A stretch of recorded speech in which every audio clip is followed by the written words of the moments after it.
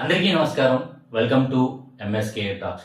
తిరుమల తిరుపతి లడ్డూ వివాదం అనేది ఒక ఆంధ్రప్రదేశ్ ఒక హాట్ టాపిక్ కాకుండా దేశం మొత్తం ఇదే ఒక హాట్ టాపిక్ గా మారిందనమాట. అసలు ఈ లడ్డూ వివాదంలో ఎవరి వాదన ఏంటి? ఇటు అప్పటి ప్రభుత్వం ఉన్న వైఎస్ఆర్సీపీ కాంగ్రెస్ పార్టీ యొక్క వాదన ఏమిటి? దానికి రీకౌంటర్ గా ఇప్పుడున్న కూటమి ప్రభుత్వం ఏ విధంగా స్పందించింది? వాళ్ళు చేసిన తప్పులేంటి, వీళ్ళు దానికి విమర్శిస్తున్న మాటలు అనేది ఒకసారి ఈ వీడియోలో మనం చూద్దాం. 2018లో బోలే బాబా సంస్థను తీసుకొచ్చింది తెలుగుదేశం ప్రభుత్వం, అది అందరికీ క్లియర్ గా తెలిసిన విషయం.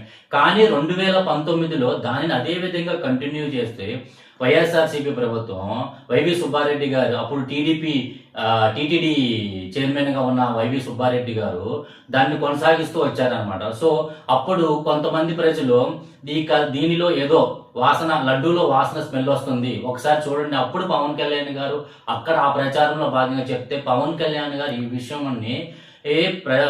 ప్రెస్ మీట్ పెట్టి తీశారనమాట. దానికి గాను వీళ్ళు అలాంటిది ఏమీ లేదు, అలాంటి కల్తీ ఏం జరగట్లేదని వాళ్ళు చెప్పారు. దీనికి గాను సిట్ అనేది ఒక ఎంక్వైరీ కమిటీ వేసి దానిలో నిజ నిజాలు బయట పెట్టమని చెప్పేసి ఒక రిపోర్ట్ చేస్తే ఆ రిపోర్ట్ 290 పేజీలు సుమారు ఒక క్లియర్ గా ఒక రిపోర్ట్ ఇచ్చిందనమాట. ఏమని ఇచ్చిందంటే దీనిలో అసలుకి నెయ్యి అనేది ఎక్కడా వాడలేదు, అక్కడ డైరీ ఫామ్ నుంచి వీళ్ళు నెయ్యి కొనలేదు, వీళ్ళు 80% పామాయిల్ తో 20% మిగతా రసాయనాలతో కలిపి 100% వీళ్ళు నెయ్యిలో వాడారు. ఈ నెయ్యి వాడి ఈ లడ్డులను తిరుపతిలో మొత్తం ప్రచారం చేశారు. అలాగే ఇక్కడ తిరుపతిలో కాకోకుండా మిగతా దేవాలయం అటు అయోధ్యలో ఉన్న రామాలయానికి కూడా కొన్ని లక్షల లడ్డులను వీళ్ళు ఇక్కడ నుంచి పంపించారన్న.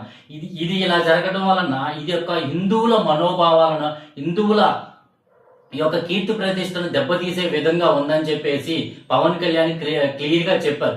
అప్పుడు పవన్ కళ్యాణ్ గారు ఏం చెప్పారంటే ఇది ఒక జగన్మోహన్ రెడ్డి గారు ఇది ఫ్రంట్ ఎండ్ లో ఉండి చూసింది కాదు, వాళ్ళ గవర్నమెంట్ ని విమర్శిస్తున్నట్టు కాదు, ఇక్కడ అవకతవకతలు జరుగుతున్నవి, మీరు ఒకసారి దీన్ని కరెక్ట్ చేసుకోండి, దీని సనాతన ధర్మ బోర్డు అనేది ఒకటి ఏర్పాటు చేయాలి.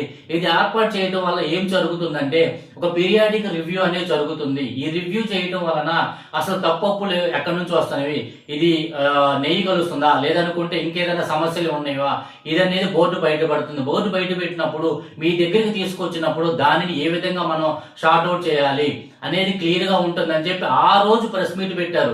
క్లియర్ గా పవన్ కళ్యాణ్ గారు దీని మీద వివరిస్తూ హిందువుల యొక్క మనోభావాలను దెబ్బతీయకోకుండా ఈ సనాతన ధర్మ బోర్డు అనేది రక్షిస్తుందని క్లియర్ గా చెప్పారు.